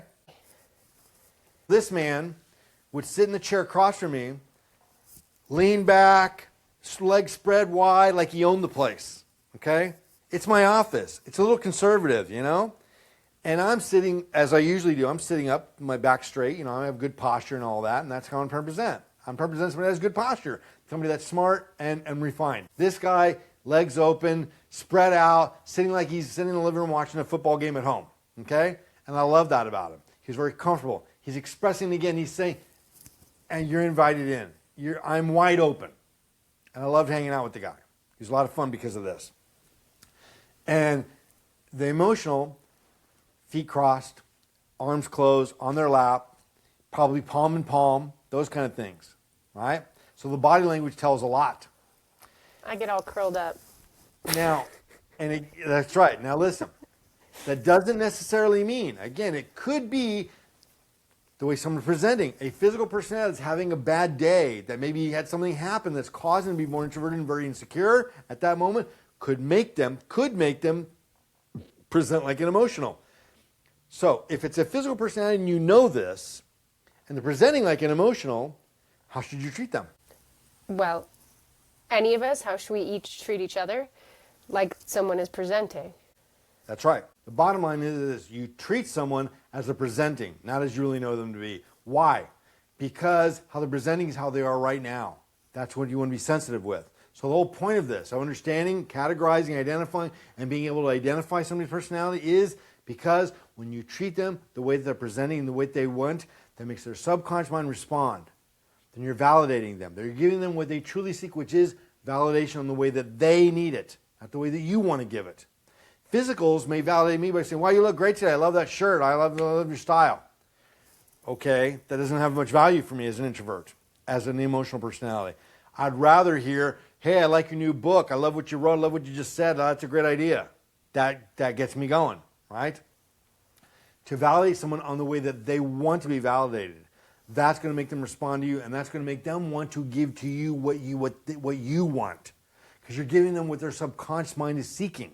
And there's what happens. The subconscious mind, when it gets what it wants, the validation that it craves, then it wants more.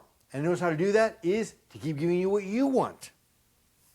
So automatically, a default mechanism is we start to act and give to other people what they want because we want them to give us what we want. It's an instinct. It's an instinctive reaction. Make sense? Now, as we wrap this up, there's always more to be said. I'm giving you more than the basics. What I encourage people to do is go out and put it to test. People watch. Now, you asked earlier about how we become one or the other. And I said by 9 years old, we're set in stone which one we are. The reason for this, the first questions on the questionnaire that I asked. Again, now what happens if you take this questionnaire? What it does is it tells you how to add them up and how to discover your percentage. Because basically, if it's the emotional female sexuality questionnaire number 2, that's for emotionals. That means that every answer on that would be yes, would be 100% emotional personality, which isn't going to happen. Based on the yes and the no, that's how you break down the percentage and know how much of one person is versus the other. They take the physical questionnaire and the emotional, and you add them all up and see which one's which. Now, each question is worth 5 points, except for 1 and 2. Those are worth, I think, 10, maybe even 15. I don't remember exactly. I have it in front of me. They're at least worth 10. And that was the one, answer yes if your parents had any one or more of the traits listed below. If you were raised by your mother only, was she undemonstrative, passive, cold, withdrawn, or overly strict? Okay, so, and there's the other one is if you were raised by both parents, which is going to apply to most people, so I'll ask that. If you were raised by both parents up to age 15 or 16, was your father more passive and undemonstrative in showing affection for you than your mother? Many people are going to say yes, but many people are going to say no. That question right there, since most people are raised by both parents, that question right there pretty much is, if you're only going to ask one, that's the only one you truly need to know. That will decide it. If your father was more passive and undemonstrative in showing affection for you than your mother, that means you're going to become like that. So whatever your father is, Typically, if whatever he was not very expressive in his affection, it is very likely that you will become whatever the trait of your father was. And this is why. Assuming that your mother, in this scenario, and what I want to say is primary caregiver, secondary caregiver. Okay? Primary caregiver, traditionally in our society, would be the mother's role. That is the one that's more affectionate, feeding, clothing, and doing all the kind of nurturing and tending care. Okay? So we're going to look at that as the primary caregiver, which typically which often in our paradigms are them as the mother role. So why would somebody become like their father when their mother is the primary caregiver, spending more time with them, giving them the affection that they want and need? And here's the catch. Here's the cool thing about this. Because as a child, as your brain is developing and as your mind is developing, because what you're seeing is this: you want more validation, you want more affection from anywhere you can get it. And since mom is already giving you plenty, and if dad is not, and yet mom loves dad, that's who she's chosen to spend her time with and spend her life with. So you become more like him to be able to get that, to keep it going. So you're not really becoming like your father or secondary caregiver to gain their affection. It's because they're not giving you, so they're depriving you of it, so that's part of it, and also because that's what your mother likes. That's what your primary caregiver does like. You become more like them to be worthy of it. They get more of it so you can. Yeah, I mean, it seems like a very basic, almost childlike perspective of like, mom gives me what I want, and mom likes dad, so I'm be like dad so that mom gives me. That's right. Even because more. Since dad, secondary caregiver, deprives mom of this affection and flattery, etc. Well, since and makes her work more for it, she tries harder. Because what happens when a physical personality is getting deprived of validation? Then they pursue it even harder. They seek it even harder. They want more attention because they're going to try even harder to get it. So that's speaking to the fact that as children we tend to be more physical to begin with, and we're looking for the validation, and not that necessarily that's what we will be. That's right, because around 9 years old is when it starts to solidify. And again, we've had time to observe. Prior to that age, we're forming. Our mind is it's moldable. It's all very flexible. It's still got all kinds of malleability and changeability. And so we are still forming that. Indeed, as we start to reach the 7 and 9 year old milestone, that's when things start to shift. We start to become cognizant, self-aware. We've already had some self-awareness. Around 9 years old, we become not fully, but far more self-aware, more focused on that. We start to have opinions and values and evaluate what's taking place around us and have opinions about that instead of just taking it all in. So again, conditioning is that what we're seeing is that our primary caregiver gives us all this attention and validation. And if that's the case, our secondary caregiver is not doing that. So therefore, I'm going to become like them. Now, the opposite is true as well. Let's say mom is more reserved and less demonstrative in her affection. And dad is the one, secondary caregiver is the one that gives plenty of that. So then we'll try to be more like our mom instead of our father, because we're trying to appeal more to get more of the affection from dad because dad's already giving that to us? No, because again, mom is the primary caregiver, so therefore it doesn't matter. We're going to become whatever the secondary caregiver is, because that's what the one that our primary caregiver wants. That's what she desires. I thought you just said that your description was that dad is the one that's more demonstrative and giving of the love. Right, and if mom is not, then we're going to become like dad still, because mom's still the primary caregiver in this scenario. How is she still the primary caregiver? What if she's not around? What if she sucks? We're talking about her personality. We're not talking about accessibility. And in the traditional family home, mom is the primary caregiver. And again, we're saying primary or secondary because we're not trying to gender base. We're not trying to say mom or dad. We're simply trying to say parent. And so again, primary caregiver, the one that is primarily viewed upon from the child perspective as the primary caregiver, which in traditionally is the motherly role. So regardless of what her personality is, whatever our secondary is, we're going to become that because that's what mom pairs up with. We want to become that. What she's not, what she loves, which leads into a whole other separate conversation, which is why are we drawn to and attracted to our opposites? Why does mom like somebody that's the opposite of her? Why does primary caregiver want a secondary caregiver that's the opposite of them? Because we want to become complete. We don't want a partner that's just like us. They don't challenge us. They don't stimulate us. They don't make us well-rounded. So initially on paper, we want a partner that's just like us. We have everything in common. But let's face it, that'd be dull as shit. That'd be dull. We have no vibrancy, no excitement in our life if we were just like each other. Two emotional personalities get together, they're not going to have any life. They're both introverted. They don't have anything to talk about. They're going to be very introverted. Two physical personalities, they're both competing for affection and attention all the time. Only when there's a contrast. Emotionals are automatically drawn to and attracted to physicals, and physicals are automatically drawn to and attracted to emotionals. It's innate. Now, and again, there's why.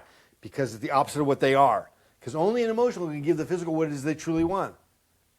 Validation from somebody that said they can't normally get it. So, as a basic formula, there's always outliers. There's, not everybody had both parents present. Not everybody even had a mom or didn't have a dad, So, but as a basic, if our moms are primary and mom loves dad, so we will most likely become whatever it is our fathers are. That's right. So basically, in a real nutshell, when I meet somebody new, if I want to get to the bottom of what their personality is, or they're an E or a P, I simply need to know what their father is. I can either meet their father, I can get to know them, and the bottom line is, because I'm an expert in it, because I've been doing it for so long, that if I get to know them, I already know what their father is. Because I know what they are. I'm an emotional personality. My dad is a much more emotional personality. My sister, however, is a physical personality. My brother and I are both emotionals. We're like my father, secondary caregiver, because he deprived us of attention.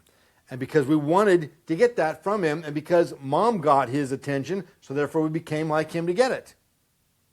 Okay?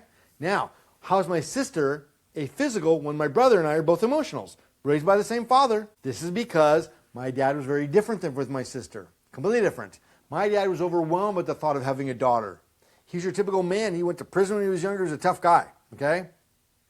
The idea of raising a daughter for him was like, I can't do that. So he was overprotective, overbearing, and overattentive, which overvalidated her. Because of his own insecurities, he presented differently. He presented as a physical to her, not to us. So my brother and I became emotionals like him. My sister became a physical like he was with her, right? So it's basic formula, but absolutely we're all individualistic, have our own stories. Because all our relationships are not the same. That's a rare anomaly. Almost everyone that I meet, if I know what their father is or if I know what they are, I know what their father is. And that's across the board. Occasionally it's different. In my sister's case, it's different. In my family, it was different in that sense. Now, the other thing is, which we will not get into in this session today as we wrap this up, is that trauma completely throws it completely out of whack. I will meet somebody that is a physical that's presenting as an emotional. Non-stop, like that's what they are. Yet they test even as emotionals. Again, it's too complicated to go into today. Children who are traumatized, abuse, sexual traumatization, etc., these kind of things will absolutely throw this completely off.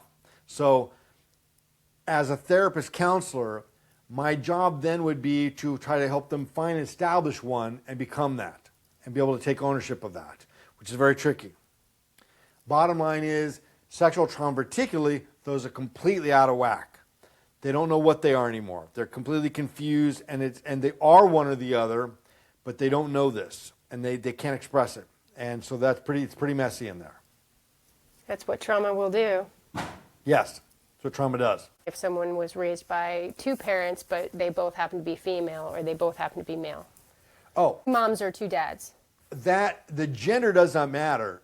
Typically in same gender family systems and same gender parents, again, it's physical or emotional. It's not gender based. Physicals and emotionals is not gender based at all. Being a woman doesn't make you physical or emotional. Being a man doesn't make you physical or emotional. You're the physical or emotional based on the way you were raised, what you're conditioned for, and that's what you become. So typically, and I've counseled with a lot of gay couples that had children as well. And indeed, hands across the board, I always found that one's physical, one's emotional. Because opposites tend Opposites to attract. attract. So those rules, again, this is immune to the gender thing. It simply is the role that you're playing. So what if someone wants to fill out the forms that you have and you're going to make available, and they don't identify as either being male or female, but they identify as non-binary or something else? What forms would they want to fill out? Fill them all out. And I encourage everybody, I say fill them all out. I'll give you the questionnaires on the website. I'll post this along with this episode. You will see them all. And what I would tell people, what I did also, I filled out the male for me, and I filled the female out for my partner, how I thought she would answer. Then we would sit down together and compare my answer that I thought she would answer and what she actually answered, to show insights what I actually saw of her, how I Interesting. perceived her to be. What percentage did I perceive her to be as an emotional or physical personality? Okay? How far off were they? I'm curious. Well, it's cheating because, again, I'm a student of it and I'm an expert in it, so yeah, I can't really apply. But how close was she to mine? Again, most people will think that I'm a physical because I present live and I speak in public and all those kind of things, but I'm not. But do we also perceive ourselves necessarily the way that other people perceive us? So, like I get really insecure about the way I'm going to answer something. I want it to be exactly 100% accurate because I overthink things. The question on the questionnaire, you got to answer them honestly or it doesn't work. The way they're crafted, there's really no leading there. I mean, I'm not going to tell you which one's physical, which one's for emotionals and all that. And so they're not very leading in those areas. You got to answer them honestly and sincerely and kind of instinctively, like whatever your first reaction is probably the right one. If you think about it, you should think about it and answer it accurately, but you got to answer it honestly. And so, and again, the sexual thing, there's a lot of sexual questions, like literally, how do you feel about the sexual act? And at the culmination of it, people are often influenced by this because they don't want to give the wrong answer. They don't want to be perceived this way or that way. You've got to answer it honestly. You've got to answer it in your heart of hearts, like really what's true, whether you like it or not. Otherwise, it doesn't work. And that's true with the Myers-Briggs as well. If you don't answer it the way it's true, objectively, so let's just say honestly, objectively. Otherwise, it doesn't work. Nothing does. Nothing does. So even if someone leans towards, like, sometimes I'm that, sometimes this, like you're saying, go with your instinct, go with your first answer, go with what maybe has a higher percentage leaning towards something. Well, the moment because it's a scale here. Yeah, well, the Overall. moment you hear a question that, the bottom line is this. When you hear a question, there's a yes or, it's a yes or no question. They're all yes or no. There's an answer for that, okay? And if you're not sure, again, you need to strip that away and think, why am I not sure? What is it that I want to answer versus, there's usually when we're not sure, it's because we want to answer one thing rather than another. And you got to know why. Why do you want to answer this because you're trying to protect yourself, or is it because it's true? It can be very revealing when you even That's right. think about And so those again, things. everything in counseling and therapy only works with honesty and transparency to yourself. That's the whole point of it, is to be able to develop transparency within yourself. I mean, that's so much of what we do here on Third Eye, is to help people develop an objectivity, an objective perception of themselves, a true perception of themselves, and everything else. I don't want people to think the way that I think. I want them to think their way, but I want it to be honest and sincere and true to themselves, not shrouded by social agendas, social ideas, outside views. I want them to first arrive at, or secondly arrive at, their true core perceptions, what's true for them. Then consider the outside, and vice versa. Find out what's real and what's not. Objective, as much as we can get. Ultimately, the questionnaire does that. It helps you drive to and arrive at the objective perception of which you are physical or emotional, and what percentage of which. And again, there's the grace period, not the gray area, a grace period that many people are going to hear the description and say, I don't want to be physical, I don't want to be an emotional, I want to be this or that. Doesn't matter what you want, don't answer them that way. Answer the question based on what's true. Because what we're trying to get at, again, is an objective perspective. The true perspective, objective. Strip all that away. That's the only way you can really gauge any of it. That's how it's helpful. And again, the benefit, I want to remind anybody that listens to this, the benefit is this, that when you truly master it, and I can tell you, I'm just scratching the surface here. It's not this more complicated, there's nuances and layers to it. Bottom line is this, as I often joke around and say, I can sell ice cubes to Eskimos. I can also sell Bic lighters to Satan. Because I can evaluate somebody's personality, which is their subconscious mind truly wants and seeks. That's what they want. And again, I'm not trying to bullshit them. I'm not trying to con them or encourage them into something that's false. It's something by knowing what they want. And again, by validating, giving them the validation that they seek, then we can become allies. They can begin to trust me, have confidence in me. I'm not going to mislead them because I have ethics and morals. If I wanted to, I guess I could, but I'm not going to use that power for bad. I'm going to use it for good. So this puts you in a position to be able to establish a reciprocating communication between you and your partners and your friends, everyone, where it goes back and forth, where it's a win-win. Now, suggestibility, how these factor in together, how the two personalities communicate to each other, because again, physicals are often, you would think they might be more literal or more inferential. It's completely mixed bag. By being able to identify both, then we know what people mean when they say stuff and why they mean it and how they mean it. What's in between the lines. So we can all get along a little bit more. Yep. Better. It's about creating something that's very rare to find. Win-win, which is easy to do. But you can find win-win scenarios, and when they are, then people just want more of them. We can create those. ENP allows us to create the win-win. Whew. Well, that was awesome and definitely very informative. And there's a lot more to explore with that, but thank you so much. We'll have some fun. We'll talk about it more. And again, I'm encouraging people to take the test, take the questionnaires on the website, and do the test by going to People Watch and email and chime in and give me what you're developing from this. We'll get together on it. All right? Yeah. Thanks for listening, everybody. All right. Pry open your third eye. Do away with ignorance and become more and more aware. Not woke, but more and more aware. See you next time. Stay tuned in with your third eye wide open for part 2 of the ENP Emotional Sexual, Physical Sexual series. Take the Celebrity Challenge with us, use the questionnaires, and break into new levels of communication with literal and inferential suggestibility. Until next time, leave your third eye open. Full episodes, services, knowledge, and all you'll ever need on scottspacky.com and life-mind.com. Ocean collides with the sun. Change your mind and change your life. Break bad habits, solve addictions from alcohol to ecstasy, shopping to sex. Solve anxiety, depression, confidence, and motivation. Find direction and purpose.